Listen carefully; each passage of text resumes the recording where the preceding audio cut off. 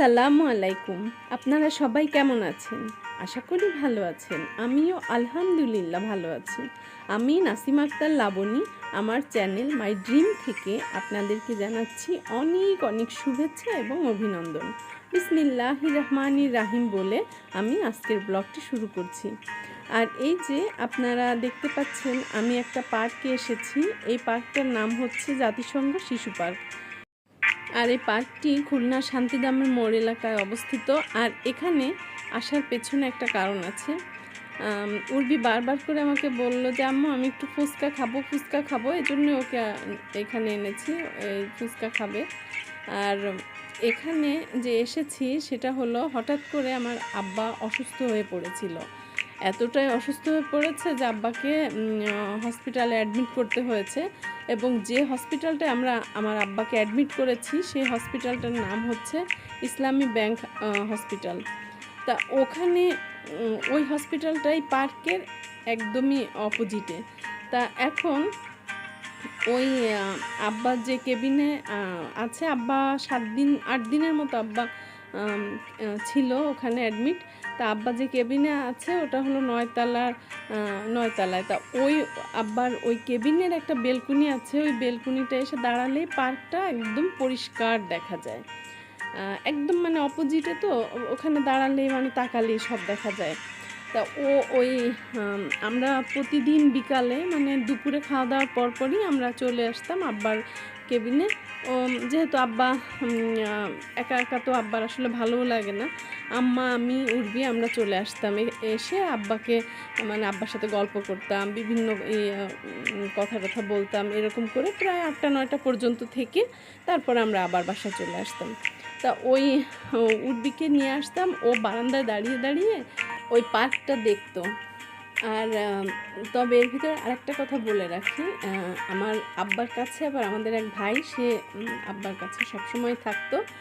আর আমরা কিন্তু সবসময় দৌড়ের উপরে থাকতাম, সকালে দুপুরে রাতে মানে সারাক্ষণই আমরা আব্বার ওখানে যেতাম, আবার বাসায় আসতাম, এরকম অবস্থা।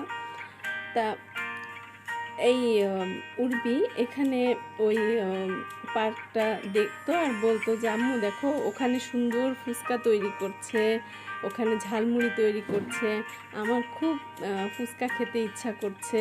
তা ও কয়েকদিন বলেছে, তা আমি বললাম যে ঠিক আছে আমি তোমাকে নিয়ে যাব। তারপরে আম্মা আর আব্বা গল্প করছে কেবিনে বসে। তা আমি আম্মাকে বললাম যে আমি ওকে একটু পার্ক থেকে ঘুরিয়ে নিয়ে আসি। তারপরে যে সেই সময়ে যে আমি ওকে পার্কে এনেছি আর এখানে যে এসে ফুচকার অর্ডার দিলাম, আর ফুচকা তখন তৈরি করে ওরা দিল। আর এই পার্কটাকে আবার একটু ঘুরে ঘুরেও দেখলাম।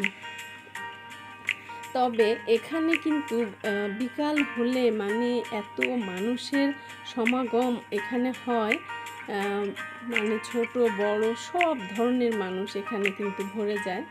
এই কিছু আছে যে যেমন বাচ্চারা সব এসে এখানে খেলাধুলা করে, এই বিভিন্ন রাইড আছে এগুলো চড়ে।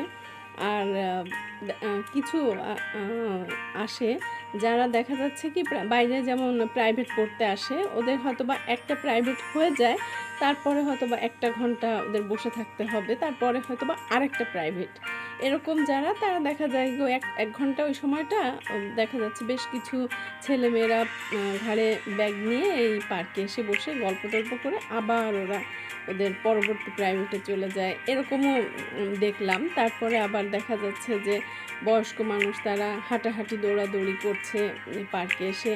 আবার এমনি বাচ্চা নিয়ে মানুষ এসেছে পার্কে, কেউ বসে বসে গল্প করছে, মানে যে যেভাবে পারছে মোটামুটি এখানে টাইম স্পেন্ড করছে এভাবে পার্কে।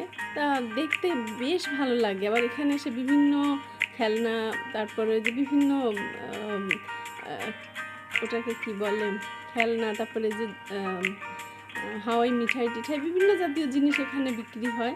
ওই বাচ্চারা এগুলো খেলনা কিনে কিনে খেলছে, আবার ওই যে হাওয়াই মিঠাই খাচ্ছে, এই মানে বেশ মজায় সময়টা কাটায়। আর আমরা যেহেতু এখানে রাত 8টা-9টা পর্যন্ত আব্বার ওখানে থাকতাম, তো ওখান থেকে দেখতাম যে রাত হলে এটা আরও বেশি জমজমাট হয়ে যায়। তখন দেখা যায় যে সন্ধ্যার পরে মহিলারা মানে হাজব্যান্ড ওয়াইফ তারা আসছে, এসে এখানে বসে ঘুরছে, গল্প করছে। হয়তো বা মানে হাজব্যান্ডরা দেখা যাচ্ছে অফিস থেকে এসে বিশ্রাম নিয়ে বিকালে এই আশপাশে যাদের বাসা বিকালের দিকে একটু পার্কে চলে আসে, একটু ঘুরে টুরে গল্প করে আবার বাসায় চলে যায়। বাতাস থাকে আর এত লাইট এখানে থাকে যে মনেই হয় না যে এটা পার্ক, মনে হয় যে আর রাতও মনে হয় না, দিনের মতনই লাগে।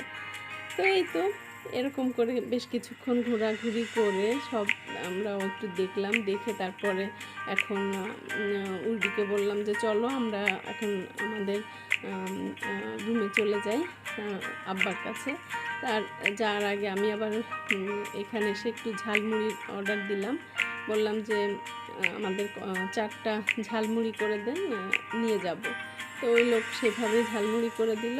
তারপরে আমরা আব্বার রুমে যেয়ে আমরা খেলাম ঝালমুড়ি, খেয়ে তারপরে আমরা আরও কিছুক্ষণ গল্প টল্প করে তারপরে আবার বাসায় চলে আসলাম। আর এই তো আর এর ভিতরে আমি আপনাদের কাছে একটা অনুরোধও করে নিই, আমার এই ভিডিও যদি আপনাদের ভালো লাগে তাহলে আপনারা অবশ্যই লাইক করবেন, কমেন্ট করবেন, শেয়ার করবেন এবং আমার চ্যানেলটিকে সাবস্ক্রাইব করবেন। আর যারা অলরেডি করেছেন তাদেরকে আমার পক্ষ থেকে অনেক অনেক ধন্যবাদ। আর এই তো এই যে ঝালমুড়িটা আমাদেরটা হয়ে গিয়েছে, এই যে আমাকে দিয়ে দিচ্ছে, এখন আমি ওনাকে টাকা দিয়ে ঝালমুড়িটা নিয়ে এই যে চলে যাচ্ছি। আর এই তো আজকের মতো এখানেই শেষ করছি। আপনারা যে যেখানে আছেন ভালো থাকবেন, সুন্দর থাকবেন, সুস্থ থাকবেন। আল্লাহ হাফিজ।